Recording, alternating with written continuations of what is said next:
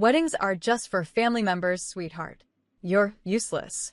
An embarrassment to the family. That's what my sister said to me. Word for word. No hesitation. No shame. She was standing in our mother's living room in her designer robe, surrounded by champagne flutes and smiling bridesmaids. And she looked me dead in the eye, oh, like I wasn't even human. Like the years I spent bailing her out of debt, helping her get that PR internship, driving her home after drunken parties. None of it had ever happened. My name is Madison, and from wherever you're watching this, stay with me. Because being erased from your own family story, it's a special kind of death. Have you ever watched people plan joy around your exclusion and smile while doing it? Let me take you back to the exact moment.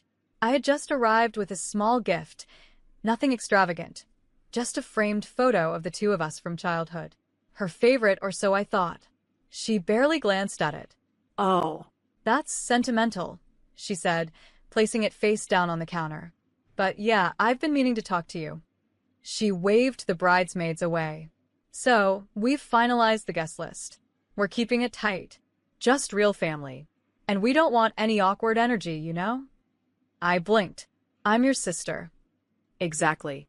Which is why this is hard. But Mom agrees. The day needs to be about elevating the family name. You understand. Elevating the name? I paid off Mom's mortgage. I covered Dad's hospital bill.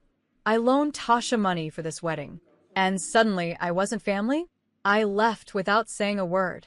No tears. No begging. I got home, poured a glass of wine, and opened my laptop. I canceled the floral vendor. why?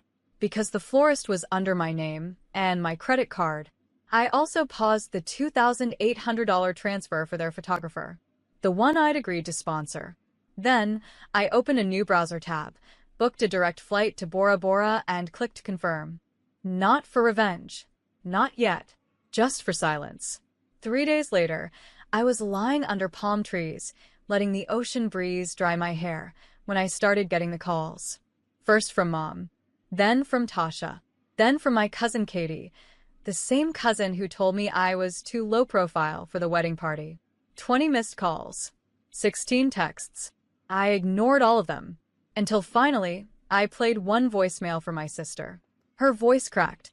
Madison, I know you're upset, but there's been an issue with the venue and the photographer.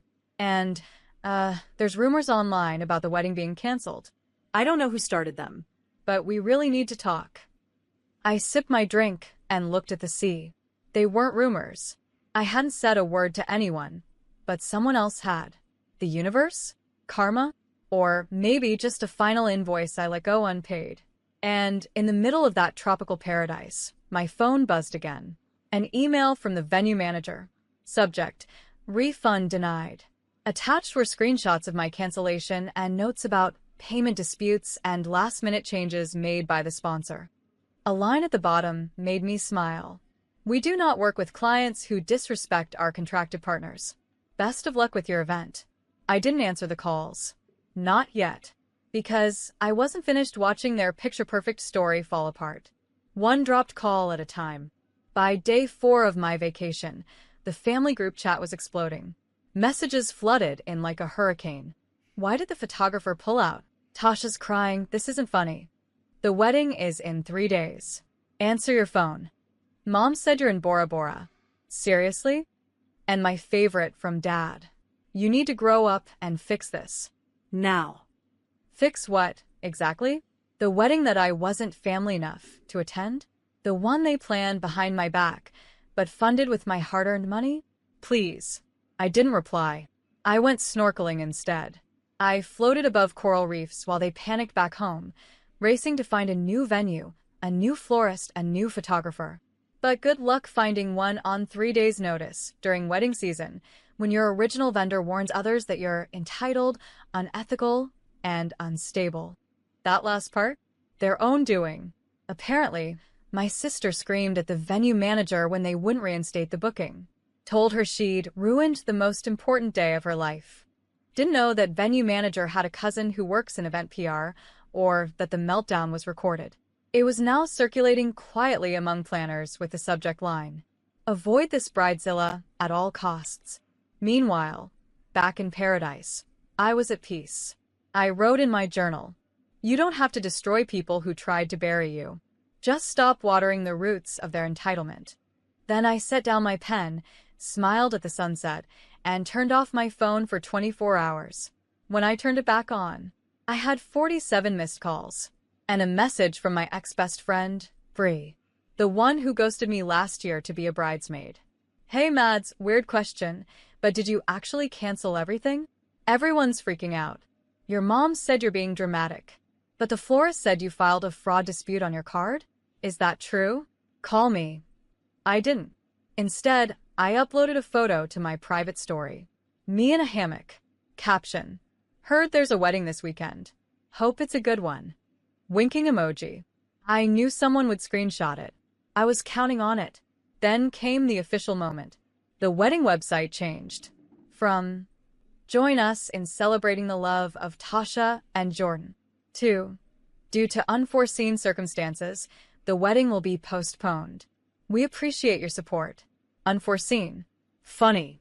What was actually unforeseen? That the person you belittled might just be the one holding your entire fantasy together. They finally got me on the phone that night. Mom was screaming, "You ruined her big day." I said nothing. What kind of sister does this? What kind of daughter leaves the country like a coward? Still nothing. Then she said something that made me smile. "Madison, come on. We're family." Ah.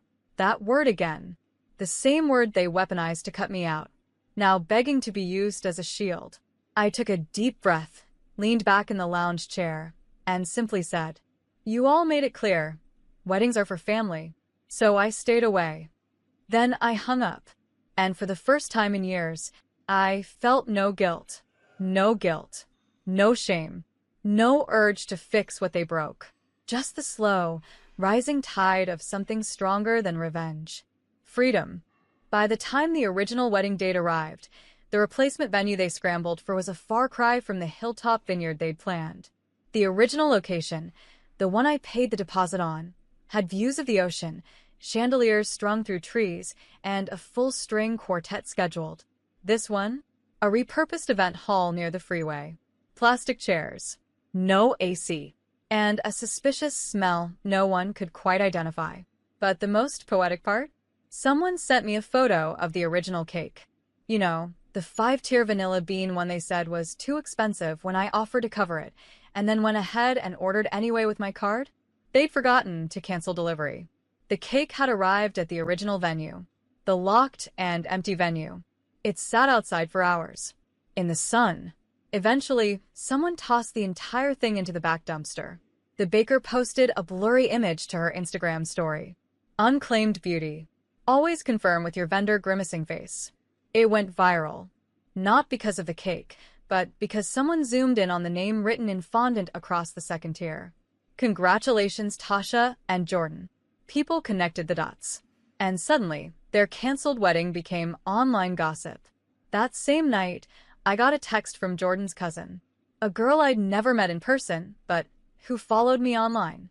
"You don't know me, but I just want to say you're a legend. The way you handled that wedding? Chef's kiss. Tasha treated everyone like garbage, and it finally caught up. Hope you're sipping something cold." I was.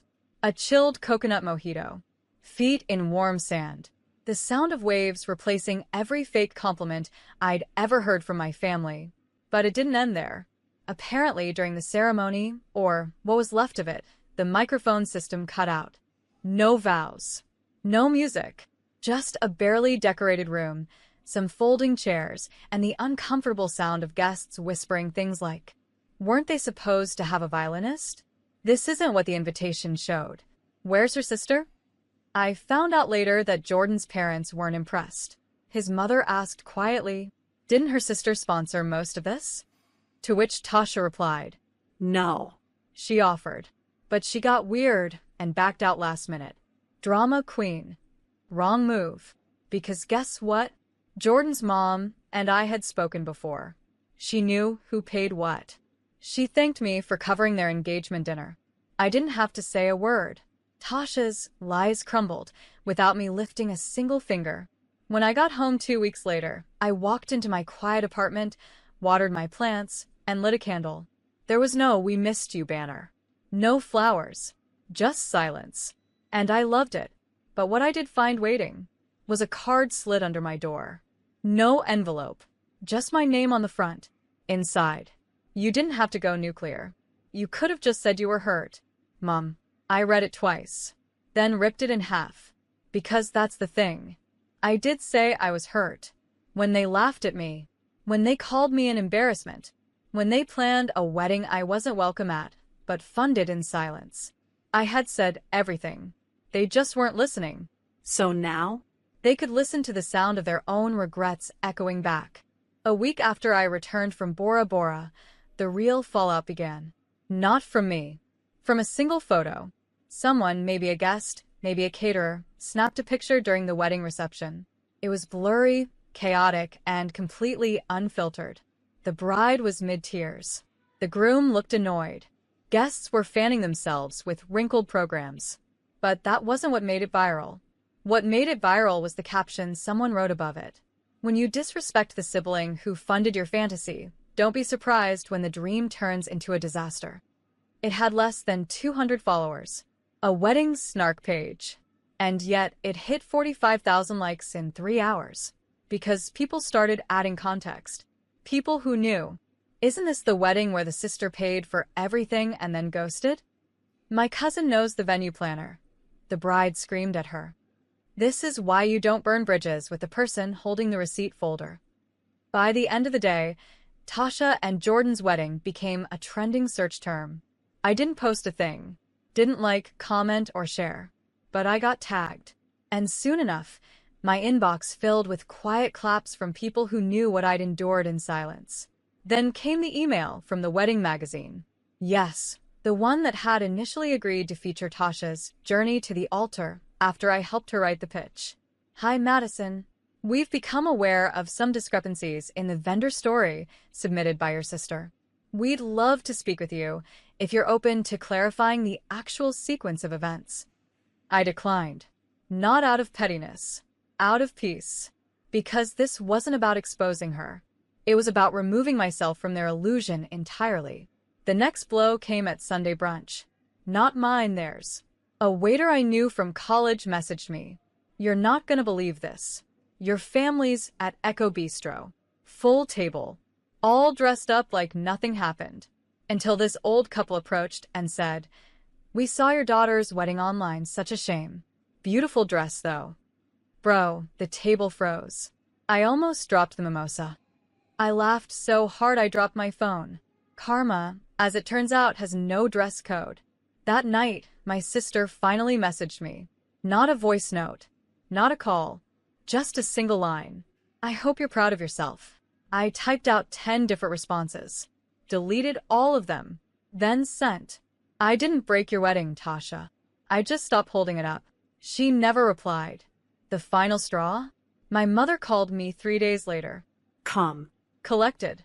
Almost soft. I know we've made mistakes. But don't you think this went too far? I stayed quiet.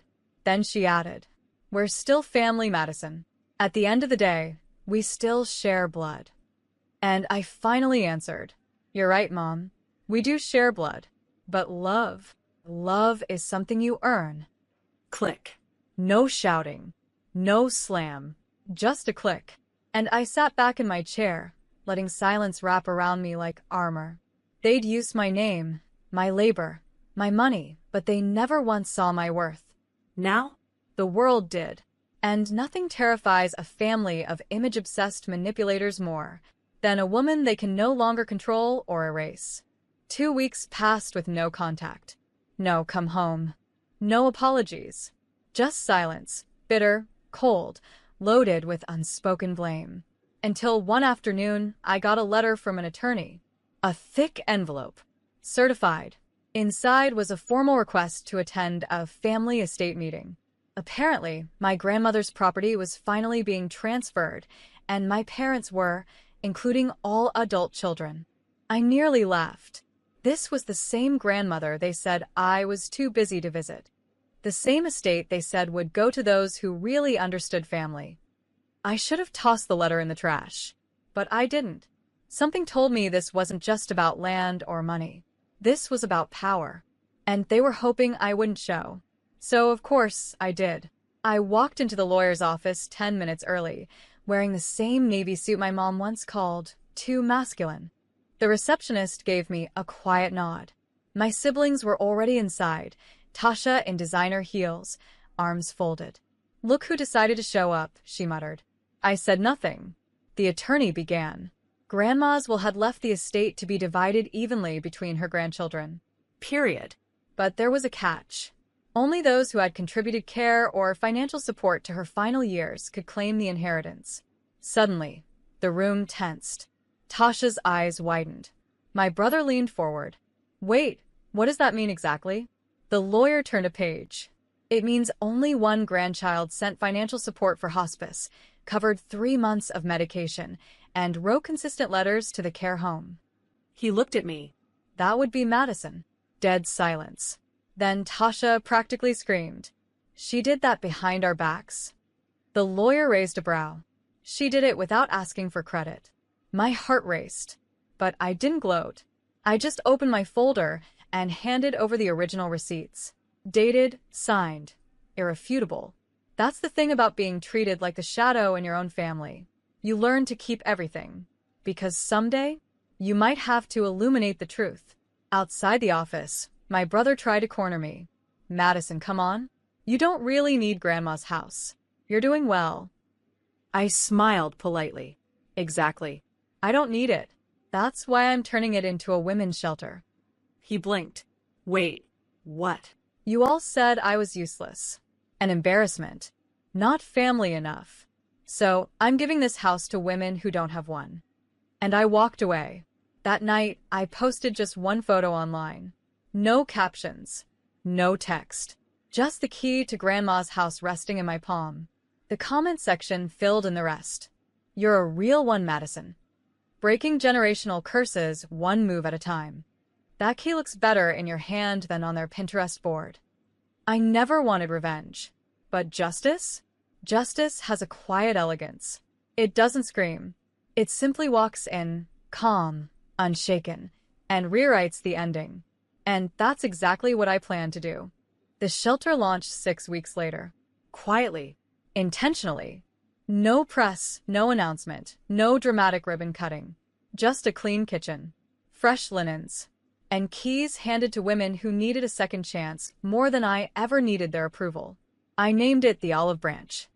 Not for peace, but for what it takes to grow something after being burned, patience, nourishment, and roots that refuse to die. Of course, my family found out. They always do. Not from me, but from a journalist who had once covered Tasha's failed wedding. Apparently, they were doing a feature on quietly powerful women. And someone submitted my name.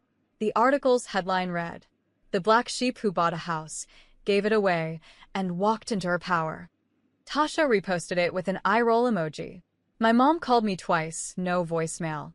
Then came the text from my dad. "You've made your point." No apology. No reflection. Just that. A month later, I hosted a small housewarming for the shelter. Just staff, the women, and a few neighbors who donated furniture. We lit candles. We shared stories. We cried. One of the women, a nurse who left an abusive marriage, hugged me and said, "This is the first time I've slept without fear in 4 years." That's when it hit me. I'd spent years funding holidays, houses, cars, trying to buy the warmth I never got from my own family. But here, I didn't have to earn love with money. I didn't have to fight to be seen. Here, I was just enough. 3 weeks later, my mom showed up, uninvited, unannounced. I was in the kitchen folding towels when one of the women said, "There's a woman at the door. Older.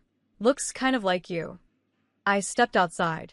There she stood, Tasha behind her. Both dressed like they were attending a brunch they didn't want to be seen at. "We were just in the area," my mom said. "Thought we'd drop something off." She handed me a gift bag. Inside was a used candle and a dollar store photo frame. Empty. It wasn't a gift. It was a test. Would I bend? Would I cave? Would I let them back in? No questions asked? I handed it back. "This place is for healing. not performance. Tasha scoffed. You're still bitter, huh? I stepped closer. No. I'm clear. And clarity isn't bitterness. It's just finally seeing people as they are. They left, but not before my mom muttered, "Don't expect us to come back when the cameras do." I smiled. Don't worry. I never expected you to come when I was bleeding either. That night, one of the girls in the shelter drew a sketch. It was a tree cracked down the middle with a woman standing beneath it, alone but smiling. Roots tangled around her ankles like armor. She handed it to me and said, "I drew you strong, because you remind me what survival looks like." I framed it, the first photo I ever put up in that house. It was 3 months of silence after that. No calls, no surprise drop-ins, no dramatic guilt texts about how families should stick together. Honestly, I thought they'd given up. Until the fundraiser gala. It was a formal event held by a local nonprofit that partnered with shelters like mine, black tie, high-end donors, and a guest list curated to perfection. I was invited as a speaker, and for the first time in years, I said yes to standing on a stage. I wore a dark green velvet gown, minimal makeup, just confidence, the kind that wasn't bought or borrowed, but built from ashes. I stood in front of a full room and told them what it meant to grow up invisible in a family that only saw you when they needed something. How I gave and gave and gave until the only thing I had left was my silence. And how that silence became my superpower. By the time I finished, the room was still. No claps. No movement. Just a hum, the sound of people feeling. Then applause erupted. Standing ovation. Cameras. Tears. And that's when I saw them. My parents. Standing near the bar. Not clapping. Not smiling. Just watching. As if they'd wandered into a movie they didn't understand. Afterward, they approached. My mom hugged me first, like nothing had happened. "You looked beautiful up there." My dad nodded. "We're proud. Truly." I let the silence hang. Then my mom pulled out an envelope. Just a small gift. From the family. Maybe we can all reset. I opened it. It was a check. $10,000. Made out to the Olive Branch Foundation. Signed in her old, careful handwriting. I looked up at her. She was smiling like she'd just handed me forgiveness in paper form. And I handed it right back. We don't accept donations from people who only give to be seen. The next day, Tasha called. "Seriously, Maddie? They're trying. You don't have to humiliate them." I took a breath. Do you know what trying looks like? It looks like showing up to your sister's art show, even if it's in a church basement. It looks like checking in when you know she's hurting. It looks like not using her money, name, or effort and then cutting her out of every family photo. Tasha was quiet, so I kept going. What they did wasn't forgetfulness. It was intentional erasure. And the worst part? I let them do it. For years. Until now. Click. That weekend, I held a garden brunch at the shelter. We set up long tables, fresh flowers, open mics. Dozens of women came. Survivors, donors, friends. Some in sundresses, some in hoodies, some still learning how to smile again. And me? I stood in the middle of it all full. Not just of food or praise or peace, but of clarity. And it hit me. I'd spent so long begging to be part of a family that wouldn't even spell my name right on a Christmas card, when all along, I was meant to build one of my own. From scratch. From soul. From truth. And this time? Nobody would have the power to erase me. 6 months later, I got a letter. Not a call. Not an email. A handwritten letter. From my father. "Dear Madison, I read the article in Impact Monthly. I had no idea the shelter had helped so many people. Your mother and Ike, we were wrong. About everything. We should have celebrated you. We should have protected you. If you ever want to talk, we're here." It didn't feel like a trap.